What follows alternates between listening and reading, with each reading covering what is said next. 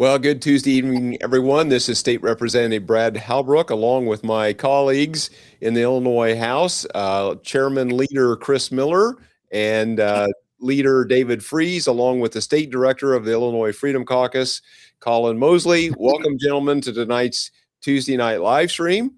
Boy, the weather has been the past day or two, and the forecast for the coming days. You'd think the groundhog might have got it wrong, that we have 6 more weeks of winter, or will we eventually catch up and have more winter? Well, usually when we have a warm day like today, I think it was got to 72 where I'm at. Wow.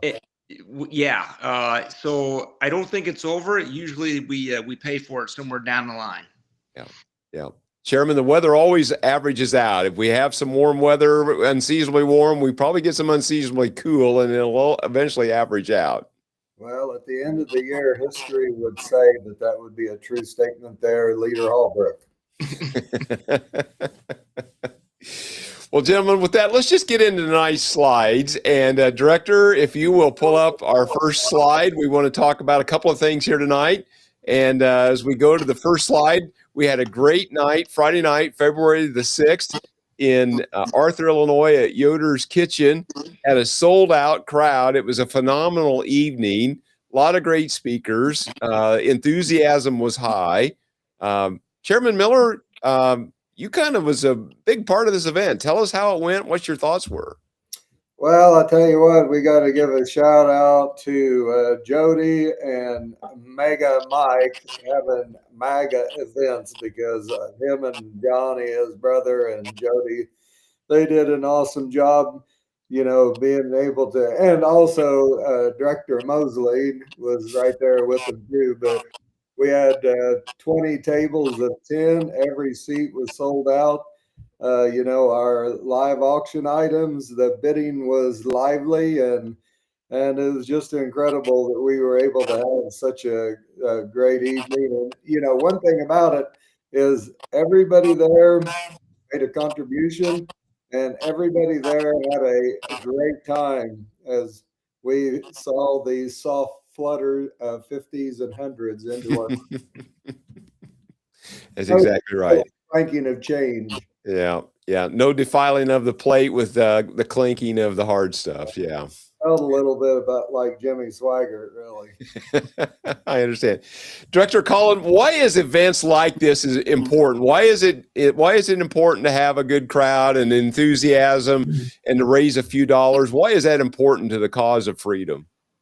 Well, the people, the patriots that showed up Friday evening, with their contributions, they allow us to further the cause of freedom. And through a lot of ways, we shared with them that night, whether that be texting or digital advertising or messaging like we're doing this evening, but just financially supporting candidates directly as well. In order to elect people, in order to elect good people, you're going to be fighting against some pretty well-funded special interest groups. And so we have to have dollars to do that. And we raised a fair amount of dollars on Friday. And so we're going to use them to support good people like Harold Visser down in the 118th district in the Carbondale, Marion, Carterville area. Myself and Leader Chairman Miller and Leader Big Office Niemer, we traveled to Carterville to endorse Harold this morning in the 118, and looking forward to having another patriot in the Freedom Caucus. Yeah, so this is an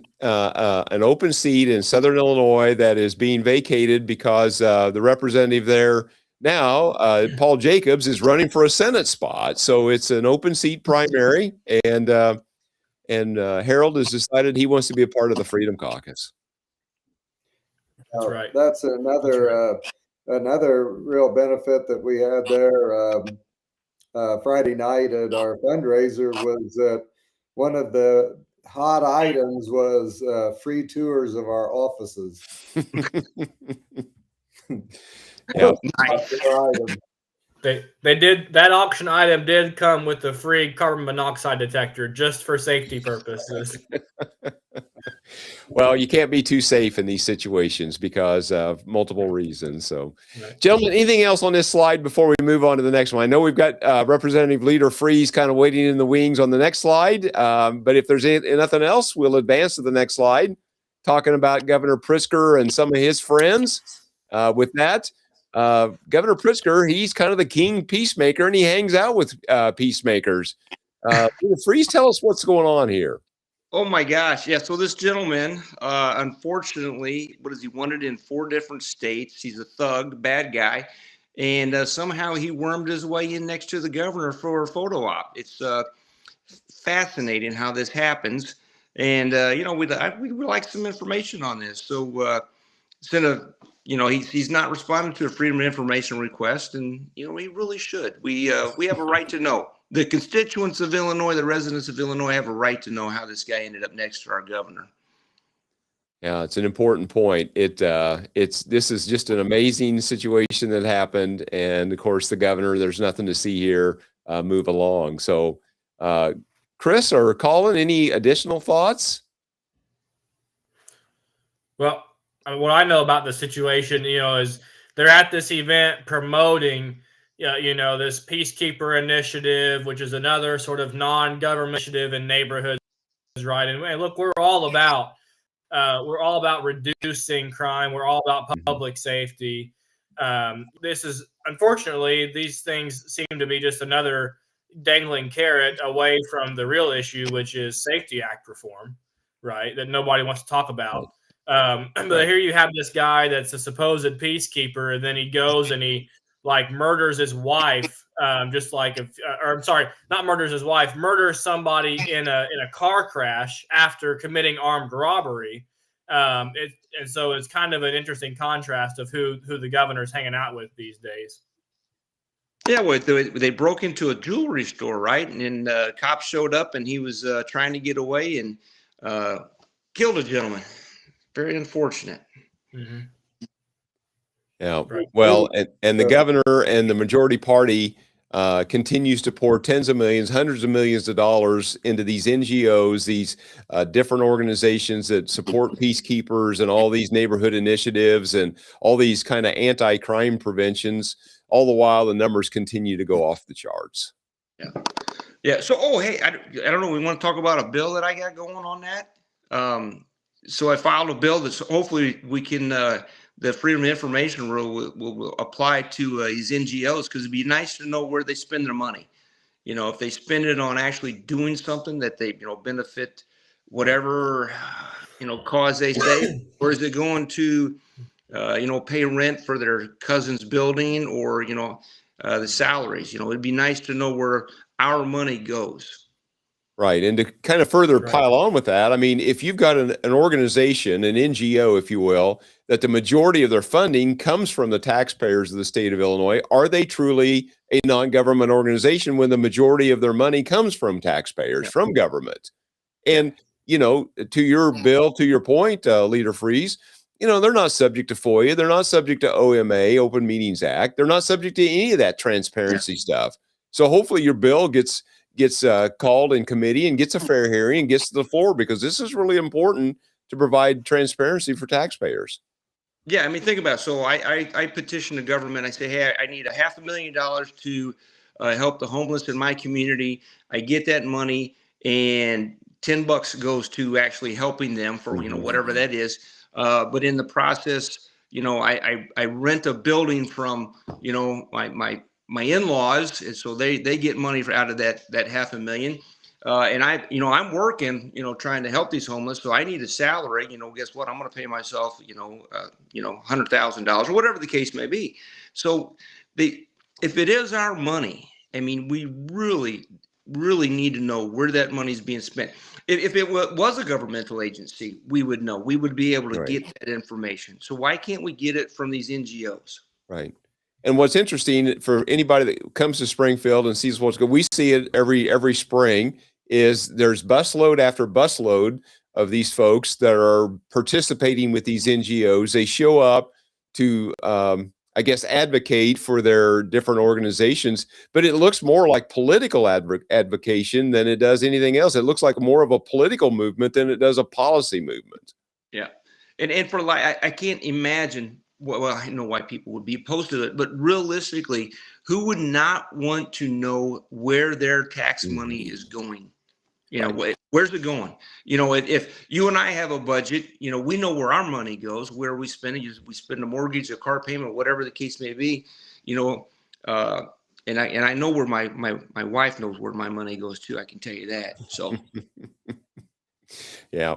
Well, Chairman Miller, you know, they say to follow the money.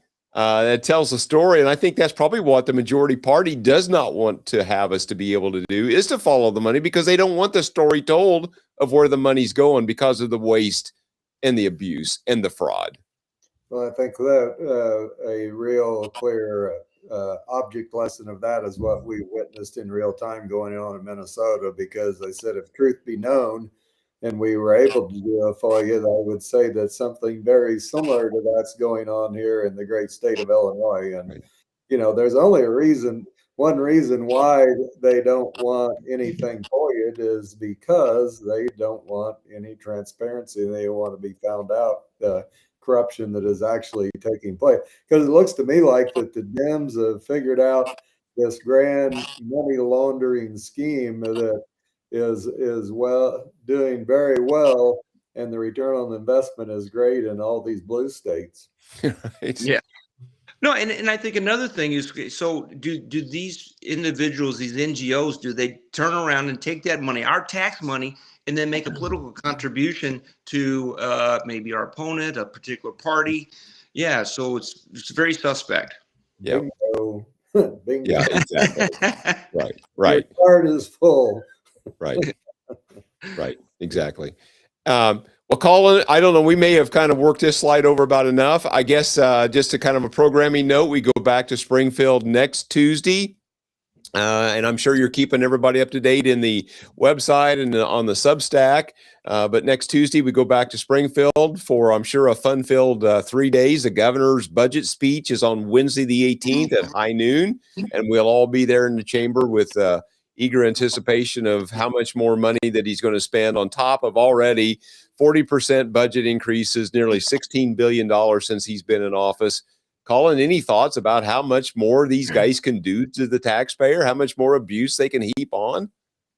Well, you know, for copyright issues, that's in next week's program. So I hate to divulge too much, but we know it won't be good. We know that the governor is going to blame Donald Trump for the Illinois fiscal issues. But I do think, folks, if you're watching, stay tuned for next week's episode, because we'll be going live again, you know, the night before the budget address. We might have a better idea through some sources, as Rich Miller would say, about what the governor is going to say on Wednesday. So just stay tuned.